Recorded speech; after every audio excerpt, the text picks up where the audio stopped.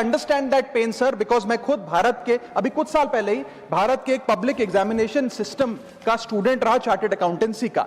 And sir, because I have spent enough time in this house critiquing the government, I have earned the right to say my next sentence with full conviction and sincerity कि जब बात students की आई, when it came to our students and the youth of India, the government heard, the government actioned and the government delivered. Sir, अंत में मैं अपने well wishers को भी कुछ कहना चाहूंगा जो पिछले कुछ समय से मुझे कह रहे थे कि राघव आप नीट के इशू पर कब बोलोगे, आपको हम सुनना चाहते हैं. मैं बड़ी हम्बली कहना चाहता हूं सर, जब मैं ऑपोजिशन में बैठता था तब सवाल मेरा हथियार था. आज मैं ट्रेजरी बेंचेस पर बैठता हूं, आज सोल्यूशन मेरी जिम्मेदारी है. मैं भी रोज कैमरे के सामने आकर साउंड बाइट दे सकता था, लेकिन मुझे हेडलाइन नहीं सर, मुझे आउटकम चाहिए. और जब मैं ऑपोजिशन में था तब मेरा काम इशू रेस करना और सवाल उठाना था, और पूरा सदन और आप जानते हैं मैंने वो काम पूरी ईमानदारी से किया. लेकिन आज मेरा रोल कैमरा के सामने अटेंडेंस लगाने का नहीं है. मेरा role is my focus is to fix the system. इसीलिए मैंने अपने आप से एक वादा किया, I made a promise to myself कि मैं इस मुद्दे पर पार्लियामेंट में बोलूंगा, और उस दिन बोलूंगा जिस दिन हम प्रॉब्लम सॉल्व कर रहे होंगे, सोल्यूशन लेकर आएंगे, when the system is getting fixed. And today is that historic day. Paper leak जैसी प्रॉब्लम का इलाज मीडिया साउंड बाइट से नहीं बल्कि इंस्टीट्यूशनल सॉल्यूशन से होगा, जो आज हमारी सरकार इस बिल के माध्यम से करने जा रही है, by introducing India's first ever anti paper leak framework. सबसे पहले मैं नीट के स्टूडेंट्स को कुछ कहना चाहूंगा. आपका गुस्सा जस्टिफाइड है, आपकी पेन रियल है, और आपको एग्जामिनेशन सिस्टम से जो कंप्लेंट है वो कंप्लेंट भी जेन्युइन है.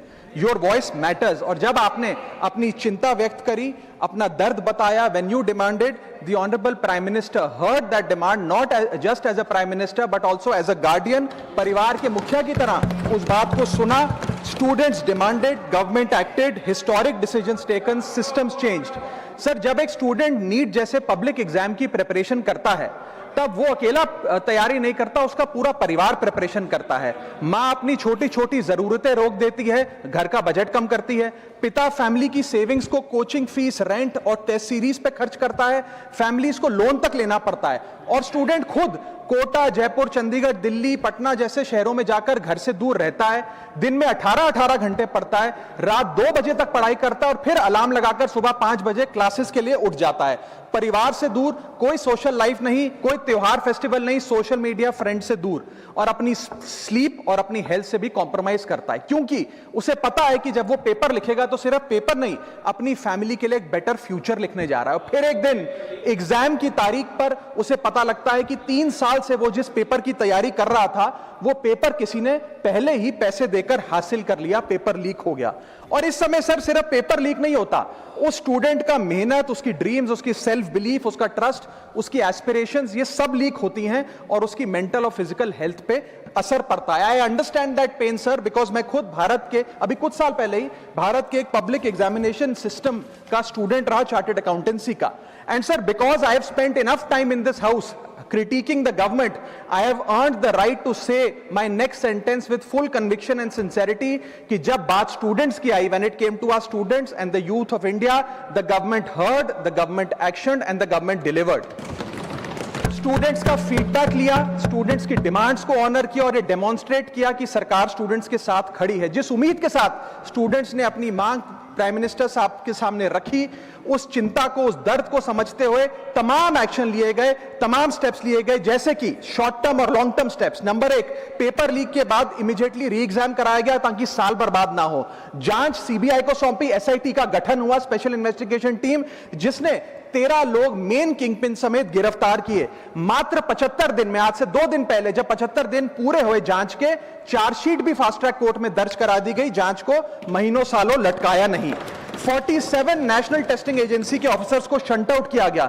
एजुकेशन सेक्रेटरी का तबादला हुआ, यहां तक कि मॉरल ग्राउंड्स पे हमारे ऑनरेबल होम एजुकेशन मिनिस्टर ने इस्तीफा तक दिया और स्टूडेंट प्रोटेस्टर्स के खिलाफ जो केसेस थे उन्हें विड्रॉ किया गया. बेरीड फैमिलीज जिसके अपने किसी घर के बच्चे को, किसी स्टूडेंट को खो दिया, उसको कॉम्पनसेशन दी जा रही है.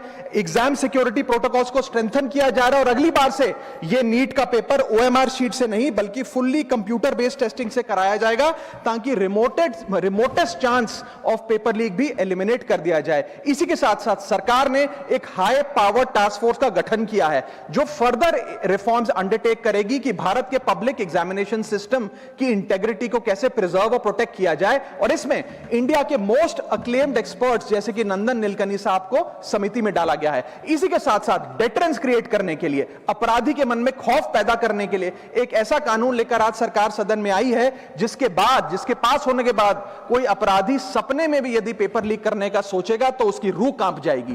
पहली चीज, पेपर लीक को एक इंडिविजुअल द्वारा किया गया क्राइम नहीं बल्कि एक ऑर्गेनाइज्ड सिंडिकेट नेटवर्क द्वारा किए गए क्राइम के तौर पे ट्रीट किया जाएगा, जिसमें इनसाइडर हो, कोचिंग माफिया हो, लॉजिस्टिक वेंडर हो, प्रिंटिंग प्रेस हो, सॉल्वर गैंग हो, एग्जाम ऑफिशियल्स हो, सब पर कार्रवाई होगी। सबको दोषी करार देने के बाद, गिल्टी करार देने के बाद 10 साल तक की जेल होगी और 10 करोड़ रुपए तक का जुर्माना लिया जाएगा। सारे ऑफेंसेस को cognizable, non bailable, non compoundable बनाया गया। एक स्पेशल टास्क फोर्स का गठन किया गया कि अब कभी भी यदि पेपर लीक की संभावना भी उत्पन्न होती है तो यह स्पेशल टास्क फोर्स जांच करेगी और यह इन्वेस्टिगेशन सालों साल नहीं लटकाई जाएगी। 2 महीने के अंदर अंदर से इस इन्वेस्टिगेशन को कंप्लीट करना होगा। और इसी के साथ साथ फास्ट ट्रैक कोर्ट्स का गठन किया जो यह इंश्योर करेंगे कि इसमें स्पीडी ट्रायल हो, डे टू डे ट्रायल हो, स्पेशल पब्लिक प्रोसिक्यूटर होगा, 3 महीने में पनिशमेंट सुनाई जाएगी। सर मैं बता दूं, हमारे देश में fast track courts heinous crimes के लिए बने हैं, जैसे कि क्राइम्स अगेंस्ट वुमेन, रेप और पॉस्को जैसे अपराध के लिए। आज हमने पेपर लीक को उस हीनियस क्राइम्स की कैटेगरी में ला खड़ा किया है सर। इसी के साथ साथ सर, इंस्टीट्यूशनल और systematic reforms will demonstrate zero tolerance towards paper leak, और इससे भारत की इंडियन पब्लिक एग्जामिनेशन सिस्टम की इंटेग्रिटी को हम प्रिजर्व और प्रोटेक्ट कर पाएंगे। ये सब इसलिए हुआ because sir there is nothing more important than the students and their future. Sir their voices mattered, their voices were heard and systematic and systemic changes have been brought in. उनकी आवाज को, students की आवाज को कोई political challenge नहीं बल्कि एक परिवार की भीतर की चिंता की तरह समझकर, जैसे घर के बच्चे घर के बड़े से अपनी चिंता व्यक्त करते हैं, दर्द व्यक्त करते हैं, डिमांड्स रखते हैं, ठीक वैसे ही सरकार ने ये तमाम फीडबैक लेते हुए एक्शन लिया। Sir Benjamin Franklin, American philosopher, statesman, diplomat रहे, उन्होंने कहा था well done is better than well said. सालों तक इस देश में पेपर लीक होता आया लेकिन सिर्फ डिस्कशन और सिर्फ साउंड बाइट हुई। आज एक्शन हो रहा है, सिस्टमैटिक रिफॉर्म्स आ रहे हैं और भारत का पहला एंटी पेपर लीक फ्रेमवर्क बनके तैयार है और आपके सामने है। सर इसी के साथ साथ पेपर लीक किसी एक पार्टी का, किसी एक सरकार का ऑफिसर या मिनिस्ट्री की देन नहीं है और ये कोई 2026 का फिनोमेना भी नहीं है। सर मैं बता दूं कि सर जब बात अकाउंटेबिलिटी की हो, मोरालिटी की हो, जवाबदेही की हो, तो इसलिए जब बात अकाउंटेबिलिटी की हो, मोरालिटी की हो, जवाबदेही की हो, तो सर ये इससे तय नहीं होना चाहिए कि पेपर लीक कौन से राज्य में हुआ, कौन सी मिनिस्टर के अंडर हुआ, कौन सी पार्टी में हुआ, क्योंकि ये एक पैन इंडिया ऑर्गेनाइज्ड क्राइम है, क्रॉनिक डिजीज है। मैं ये बात इसलिए कह रहा हूं क्योंकि 19 जुलाई 2026 को, आज से मात्र 10 दिन पहले, पंजाब के अंदर एक फार्मेसी ऑफिसर रिक्रूटमेंट का एग्जाम हुआ। उसमें मैसिव इरेगुलरिटीज देखी गई, ब्लूटूथ डिवाइसेस के माध्यम से लाइव चीटिंग चल रही थी और चीटिंग सिंडिकेट वो चीटिंग फैसिलिटेट कराने के लिए 13 लाख रुपए का रेट चार्ज कर रहा था। यही नहीं सर, आम आदमी पार्टी की सरकार जब पंजाब में बनी तब से अभी तक नायब तहसीलदार के एग्जाम में इरेगुलरिटीज देखी गई और लार्ज स्केल चीटिंग हुई। पंजाब स्टेट एजुकेशन बोर्ड में 12वीं क्लास का इंग्लिश का पेपर लीक हुआ, पीएसटीटी स्कूल टीचर रिक्रूटमेंट का एग्जाम का पेपर लीक हुआ, पीएसएसबी के ग्रुप ऑफिसर के रिक्रूटमेंट का एग्जाम लीक हुआ, एग्रीकल्चरल डेवलपमेंट ऑफिसर के रिक्रूटमेंट का एग्जाम लीक हुआ और एक्साइज और टैक्सेशन इंस्पेक्टर की रिक्रूटमेंट की मेरिट की लिस्ट जब आई तो उसमें फर्जी नाम डाल के जारी कर दिया गया। सर मैं आ रहा हूं, अब मैं कांग्रेस में आ रहा हूं। आप कांग्रेस का सुनिए सर, ये मेरा समय खराब कर रहे हैं। आप बोले सर, जब सर कांग्रेस की कर्नाटक में सरकार है, इसी साल जनवरी 2026 में एसएसएलसी का पेपर हुआ। इसी साल कर्नाटक में कांग्रेस की सरकार के अंडर एसएसएलसी का पेपर हुआ, पेपर लीक हुआ और वो पेपर ऑनलाइन 200 रुपए में स्टूडेंट्स को बेचा जा रहा था। हिमाचल प्रदेश में HP state selection commission recruitment exam का पेपर कांग्रेस के कार्यकाल में लीक हुआ। अब आप सुनिए सबसे चौंका देने वाली घटना, सर सबसे शॉकिंग और सैड बात यह है कि 2016 में कर्नाटक में जब कांग्रेस की सरकार थी तब वहां पे 12वीं कक्षा का प्री यूनिवर्सिटी कॉलेज का 12th का केमिस्ट्री का पेपर लीक हुआ। ये क्लासरूम का पेपर नहीं था सर, ये स्टेट बोर्ड एग्जाम था। ये स्टेट का एग्जाम जब पेपर लीक हुआ, बच्चे एग्जाम देकर घर आ गए, पता लगा पेपर लीक हो गया, पेपर कैंसिल कर दिया। 20 दिन बाद री एग्जाम कराया गया, री एग्जाम का पेपर भी लीक हो गया। और उसके बाद रात को 3:30 बजे वो पेपर व्हाट्सएप पे घूम रहा था, री एग्जाम को भी कैंसिल करना पड़ा। इसके बाद जब जांच हुई, स्टेट सीआईडी ने जांच करी तो 3 लोगों को अरेस्ट किया, जिसमें कर्नाटक सरकार के मेडिकल एजुकेशन मिनिस्टर डॉक्टर शरण पाटिल का पीए खुद शामिल था। पीए 10-10 लाख रुपए लेकर पेपर लीक कर रहा था। उसके बाद जब मंत्री जी से पूछा गया कि आप इस्तीफा क्यों नहीं देते, आपकी मॉरल और डायरेक्ट जिम्मेदारी बनती है, आपके दफ्तर का आपका पीए पेपर लीक कर रहा है, आप क्यों नहीं इस्तीफा देते? तो उन्होंने कहा कि there is no question of resigning, अगर कुछ गलत हुआ है तो वो मेरे पीए का पर्सनल मैटर है, उसकी पर्सनल लाइफ है। वहां सर ऑफिस गवर्नमेंट का, डेजिग्नेशन गवर्नमेंट की, एक्सेस गवर्नमेंट का, बट अरेस्ट की बात आई तो पर्सनल लाइफ का मैटर है। और आयरनी देखिए, आज 2026 में कर्नाटक में फिर कांग्रेस की सरकार है और डॉक्टर शरण पाटिल फिर मंत्री हैं और उसी विभाग के मंत्री हैं, मेडिकल एजुकेशन विभाग के मंत्री। यह है स्टैंडर्ड ऑफ अकाउंटेबिलिटी सर। सुन लो, उसी के साथ साथ 2004 से 2014 के बीच में जब यूपीए की सरकार थी तो कांग्रेस के कार्यकाल में दर्जनों एग्जाम्पल हैं, डॉक्यूमेंटेड एग्जाम्पल हैं पेपर लीक के सर, जिसमें मुख्य तौर पर AIIMS post graduate medical entrance exam 2006 में लीक हुआ, रेलवे रिक्रूटमेंट बोर्ड का एग्जाम 2009 का लीक हुआ, all India engineering entrance exam 2011 UPA के कार्यकाल में लीक हुआ और SSC combined graduate level exam 2013 leak हुआ। सर इस पीरियड में उस समय की यूपीए सरकार ने क्या किया? कोई अकाउंटेबिलिटी एस्टैब्लिश करी, कोई एग्जाम सिक्योरिटी आर्किटेक्चर को ओवरऑल करने के लिए कोई कानून लाए, कोई dedicated anti paper leak law लाए? कुछ नहीं लाए। सर मैं एक बात कहना चाहता हूं सर, पॉलिटिकल मेमोरी सिलेक्टिव हो सकती है, पब्लिक रिकॉर्ड सिलेक्टिव नहीं हो सकता। अगर नेशनल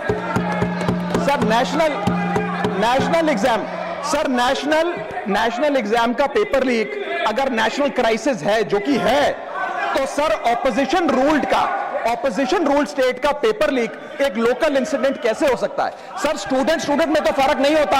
अगर नीट के स्टूडेंट्स का पेन जेन्युइन है, जो कि जेन्युइन है, तो सर पंजाब के फार्मेसी एग्जाम के स्टूडेंट्स का और कर्नाटक के एसएलसी एग्जाम के स्टूडेंट्स का पेन भी जेन्युइन है। स्टूडेंट का पेन पार्टी देखकर चेंज नहीं होता और ठीक उसी तरह रिफॉर्म और अकाउंटेबिलिटी भी पार्टी देखकर चेंज नहीं हो सकती।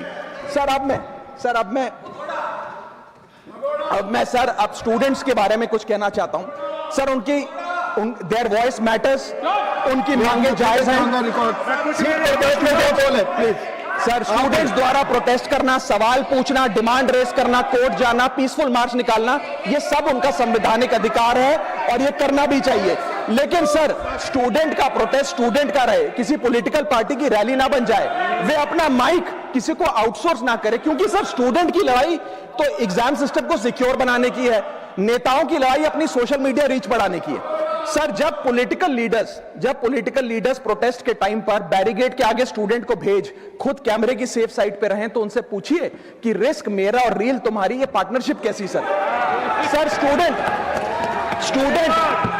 का मूवमेंट स्टूडेंट के फ्यूचर के लिए है, किसी फ्लॉप पॉलिटिकल पार्टी के कमबैक के लिए नहीं है सर। और जो पॉलिटिकल पार्टी के अपने खुद के फ्यूचर का आता पता नहीं, वो स्टूडेंट के फ्यूचर की क्या लड़ाई लड़ेगी सर। स्टूडेंट्स को जस्टिस चाहिए, पॉलिटिकल पार्टी को फुटेज। स्टूडेंट को एग्जाम सिक्योर करना है, पॉलिटिकल पार्टी को वायरल क्लिप। स्टूडेंट का सवाल फ्यूचर का है, नेता का कैलकुलेशन अगले इलेक्शन का। इसीलिए मैं ऑपोजिशन पार्टीज को कहना चाहता हूं, don't use students emotion for your political promotion. ये लड़ाई बीजेपी वर्सेस कांग्रेस नहीं है, ये लड़ाई मेरिट वर्सेस माफिया की है, मेहनत वर्सेस सेटिंग की है। और सर एक बात और, सर आज हमारे स्टूडेंट्स पर पढ़ाई का बहुत स्ट्रेस है। हमारे समाज ने, हमारी सोसाइटी ने आज बच्चों क्योंकि हम बेस्ट चाहते हैं, अपनी बच्चों से पढ़ाई संबंधित एक्सपेक्टेशन को प्रेशर में बदल दिया है। और ये प्रेशर सर स्कूल से ही शुरू हो जाता है। जब बच्चा 10वीं क्लास का बोर्ड का एग्जाम दे रहा होता है तो बोला जाता है ये क्रिटिकल ईयर है, अच्छे मार्क्स लाने हैं, नहीं तो स्ट्रीम नहीं मिलेगी, पूरा करियर बर्बाद हो जाएगा। 12वीं क्लास में जाता है तो प्रेशर और बढ़ता है, बोला जाता है ये लाइफ का टर्निंग पॉइंट है, आगे की जिंदगी कैसे डिसाइड होगी। जेई, नीट, सीयूईटी, तमाम एंट्रेंस एग्जाम की तैयारी का प्रेशर अलग। और सर जब कॉलेज पहुंचता है तो एक अलग ही लेवल का प्रेशर होता है। उसको बोला जाता है सीजीपीए ठीक रखो वरना प्लेसमेंट नहीं मिलेगी। ये पूरी लाइफ का सवाल है, करियर का सवाल है। हर स्टेज पर प्रेशर का सिलेबस बढ़ता जाता है, बढ़ता जाता है, बढ़ता जाता है। और ओवरऑल सर इंडिया में कंपटीशन बहुत फास्ट स्पीड पे बढ़ रहा है, लेकिन उसी के साथ साथ कंपैरिजन भी बहुत फास्ट स्पीड पे बढ़ रहा है। सबसे पहले जब बच्चा स्कूल जाता है तो अपने स्कूलमेट्स, क्लासमेट से कंपैरिजन होता है। कोचिंग सेंटर जाता है तो वहां कोचिंग सेंटर के स्टूडेंट से कंपैरिजन होता है। ऑल इंडिया रैंकर से कंपैरिजन होता है। घर आता है तो पड़ोसी और रिश्तेदारों के बच्चों से कंपैरिजन होता है। ये कंपैरिजन मोटिवेशन नहीं सर, प्रेशर और स्ट्रेस में बदलता जा रहा है। सर जैसे 3 इडियट्स पिक्चर में कहा था ना, काबिल बनो, कामयाबी झक मारकर पीछे आएगी, ठीक उसी तरह समाज को, हम सबको, अगर कोई स्टूडेंट चिंतित दिखे, स्ट्रेस में दिखे, उसे कहना चाहिए कि एग्जाम इंपॉर्टेंट है लेकिन तुम एग्जाम से ज्यादा इंपॉर्टेंट हो सर। क्योंकि घर स्टूडेंट का सेफ स्पेस होना चाहिए सर, दूसरा एग्जाम सेंटर नहीं। और एक रैंक सर, एक रैंक रिजल्ट डिसाइड कर सकती है बच्चे का, उसका फ्यूचर नहीं, वैल्यू नहीं, उसकी पूरी जिंदगी नहीं। और अंत में sir, I just take 1 more minute sir, अंत में मैं अपने वेल विशर्स को भी कुछ कहना चाहूंगा जो पिछले कुछ समय से मुझे कह रहे थे कि राघव आप नीट के इशू पर कब बोलोगे, आपको हम सुनना चाहते हैं। मैं बड़ी हम्बली कहना चाहता हूं सर, जब मैं ऑपोजिशन में बैठता था तब सवाल मेरा हथियार था, आज मैं ट्रेजरी बेंचेस पर बैठता हूं, आज सोल्यूशन मेरी जिम्मेदारी है। मैं भी रोज कैमरे के सामने आकर साउंड बाइट दे सकता था, लेकिन मुझे हेडलाइन नहीं सर, मुझे आउटकम चाहिए। और जब मैं ऑपोजिशन में था तब मेरा काम इशू रेस करना और सवाल उठाना था, और पूरा सदन, और आप जानते हैं मैंने वो काम पूरी ईमानदारी से किया। लेकिन आज मेरा रोल कैमरा के सामने अटेंडेंस लगाने का नहीं है, मेरा role is, my focus is to fix the system. इसीलिए मैंने अपने आप से एक वादा किया, I made a promise to myself कि मैं इस मुद्दे पर पार्लियामेंट में बोलूंगा, और उस दिन बोलूंगा जिस दिन हम प्रॉब्लम सॉल्व कर रहे होंगे, सोल्यूशन लेकर आएंगे, when the system is getting fixed. And today is that historic day when the system is getting fixed. और सर बिकॉज आज जो रिफॉर्म्स हम लेकर आए हैं, जो सरकार सदन में लेकर आई है, वो इतने जरूरी हैं क्योंकि इन रिफॉर्म से सिस्टम और मजबूत होगा, पेपर और सिक्योर होगा, एग्जाम फेयर होगा, मेरिट का सम्मान होगा, माफिया जेल में होगा, सरकार पहरेदार होगी, कार्रवाई दमदार होगी, स्टूडेंट्स की जीत होगी, माफिया की हार होगी। जय हिंद। श्रीमान जोश के मनी